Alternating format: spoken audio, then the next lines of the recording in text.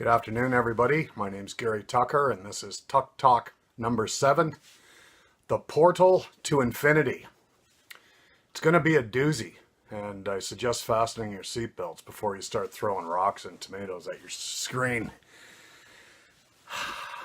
I've mentioned previously that I've had a series of heart attacks, and a decade ago, I had survived 3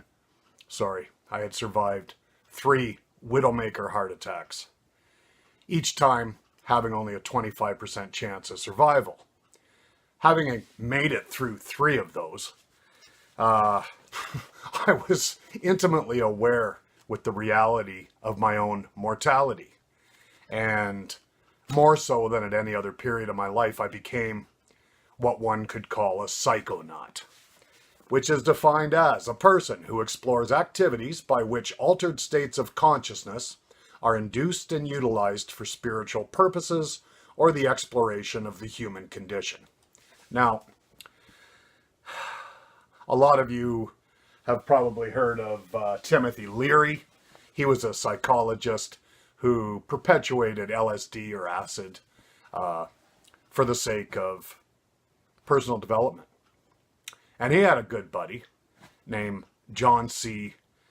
Leary, who was a neuroscientist.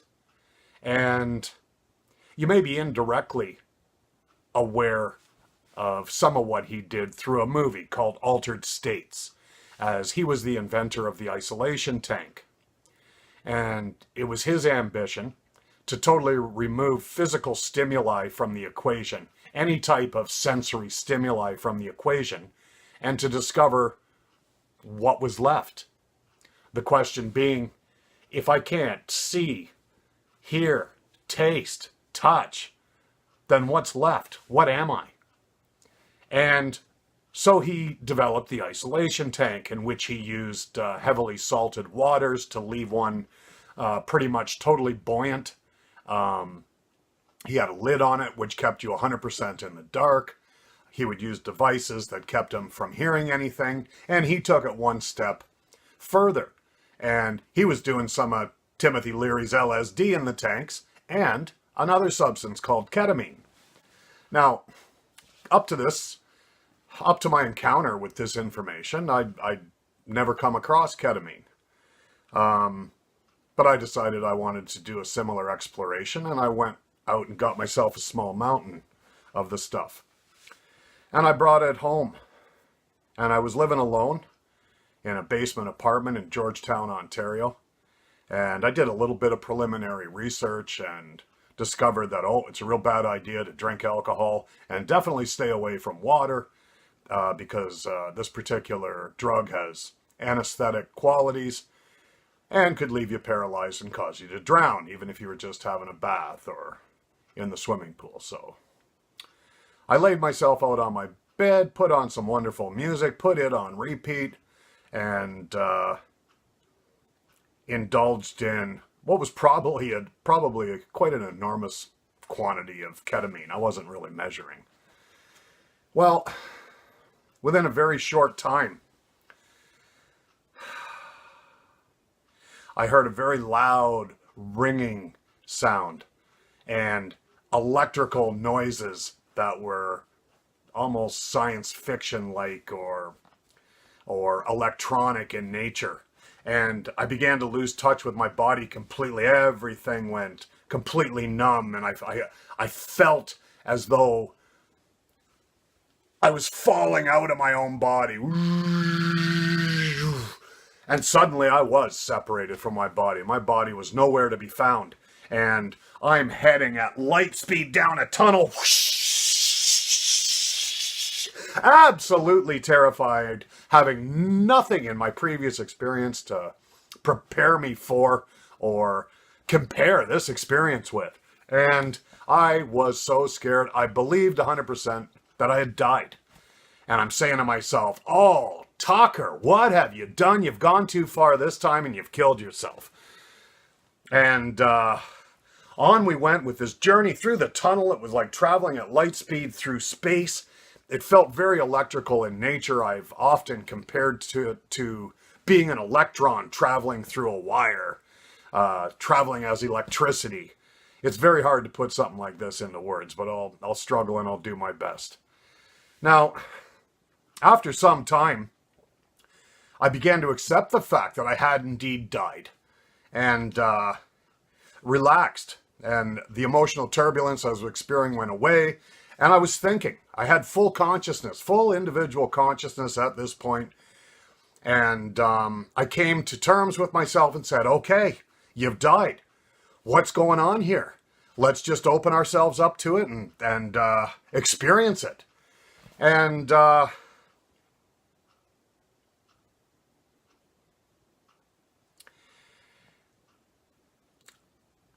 found myself whipped through a portal into a black hole. And I became merged with a part of that which is not. An enormous energy body of consciousness. And at this point, my own individual consciousness was somewhere else. It was gone. And the thinking processes, or the thoughts and the experiences that I was having, were as a direct result of the experiences of this large energy form that I'm calling that which is not.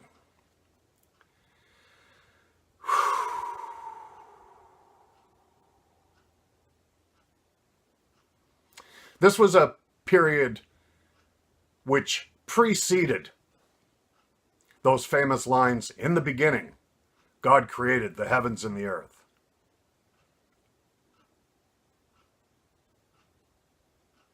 It's really hard to find good literature that tells you anything about what happened before that time. And I certainly didn't have any preconceptions about what might have taken place prior to that moment.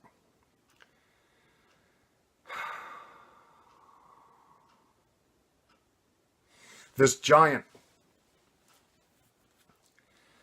body of energy that we're calling that which is not began to move as a wave in the pitch blackness of nothingness. It began to move.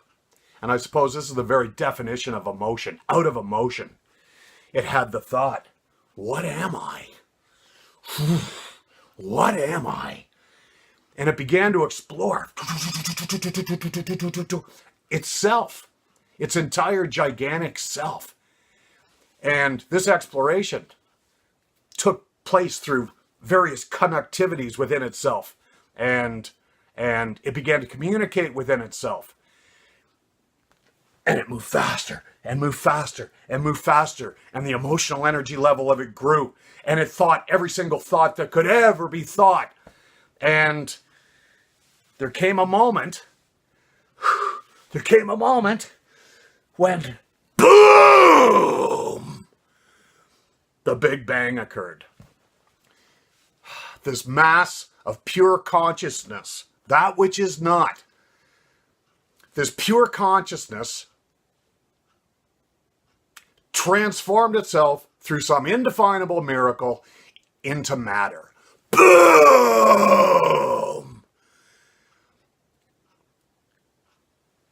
All of the periodic table, the hydrogen, the carbon, the oxygen, every element on the periodic table spewed forth from this black hole in the Big Bang.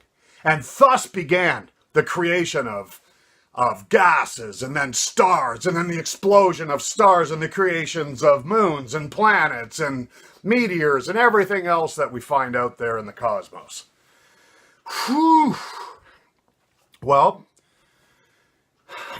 I was spewed forth from that which is not into the material universe, and as a particle of all that was, I was aware of all of it happening simultaneously in its massive exodus out of the black hole and across the limitless boundaries of space as emptiness was replaced with matter.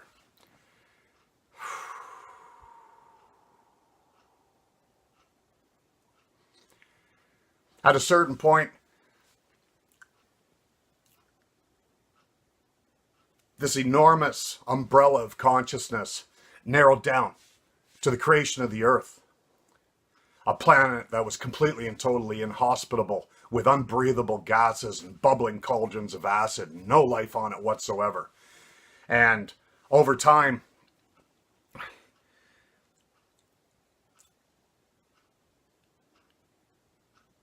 the miracle of life occurred, and oxygen replaced the inhospitable gases that were in the air, and bacteria and amoeba were formed, and life was born into the ocean, and the life from the ocean came onto the shores, and blah, blah, blah, blah, blah. We went through dinosaurs and ice ages and into the time of man, up through thousands and thousands of years. And then, woof, my scope of consciousness became even smaller. And I became aware of myself as the consciousness within the sperm that breached the shell of the egg and gave life to myself as an individual. Wow!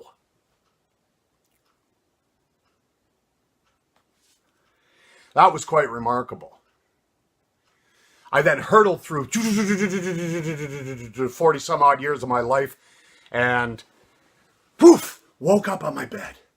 Wow, I'm not dead. What an exciting moment that was. But my mind was absolutely and completely and totally blown with what I'd just been through. I 100% believe that I had died. There was no other explanation for the immensity of the voyage that I'd just gone on. But here I am, back in my body, in my room, in Georgetown, Ontario. About an hour had gone by, according to the clock on my television set. Whew.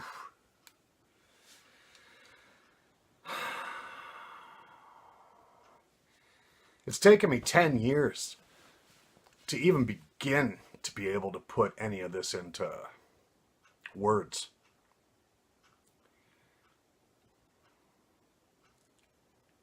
It appears that, as it says in Luke 17, verse 20 and 21, the kingdom of heaven is within you. There is a portal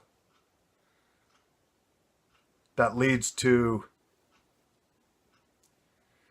various dimensions of consciousness. And your individual consciousness can access those other dimensions through this portal. It's like an old-fashioned telescope, you know, the ones that pirates used to use, or sailors used on the boats a couple hundred years ago. And depending on where you set that telescope, when you've got it at its finest setting, you're able to focus on your day-to-day life and the things going on around you. Poof! Then there's another level of, what's a good term for it? Collective societal consciousness, where one is capable of entering into the sphere of collective consciousness of all of humanity for the present time and historically, back to a point where there were no humans.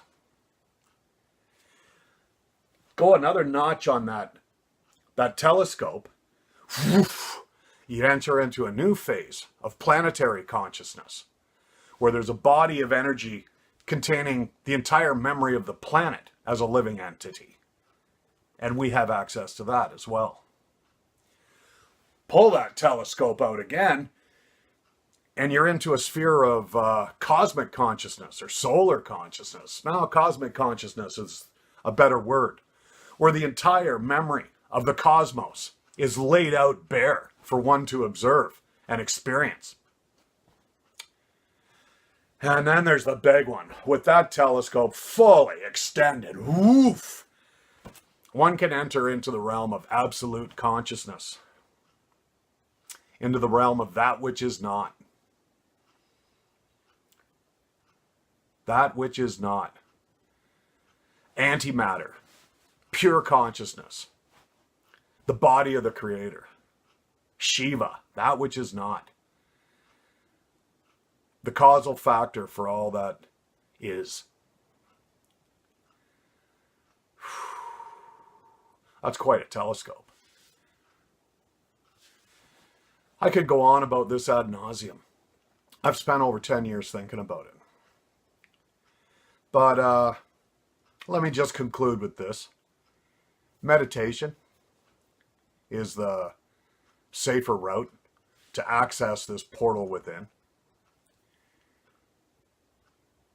Everything that you focus on outside of your five senses is spiritual in nature. So when you're meditating, the goal should be to find a place within yourself where information from the five senses is no longer relevant. And those experiences that you'll begin to have at that point will be of a spiritual nature.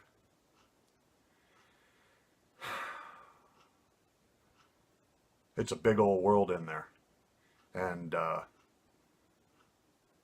it seems to me to be a wise thing to do, to take a stroll down there before you do in fact die and find yourself with no other option. But that's just my opinion. Folks, I hope you found this entertaining, if nothing else. And if it's stimulating, hey, there's a ton of literature out there on such subjects. Meditation seems to be the way to go. And if you liked it, don't be afraid to hit the like button on the YouTube channel. Subscribe to my channel. I think I'm going to keep doing this. It's cathartic in so many ways. And I wish each and every one of you a good evening. And have a great week. Until next time, bye for now.